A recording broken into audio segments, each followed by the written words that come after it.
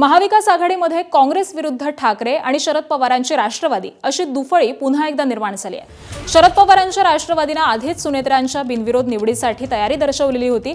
ठाकरेंची शिवसेना देखील सुनेत्रा पवारांना पाठिंबा देणार असल्याची माहिती ही सूत्रांनी दिली आहे। मात्र बारामती पोटनिवडणूक लढवण्यावरती काँग्रेस आताही ठाम आहे। बारामती आणि राहुरी पोटनिवडणुकीसाठी काँग्रेस आज दुपारी आपले उमेदवार हे जाहीर करणार आहे।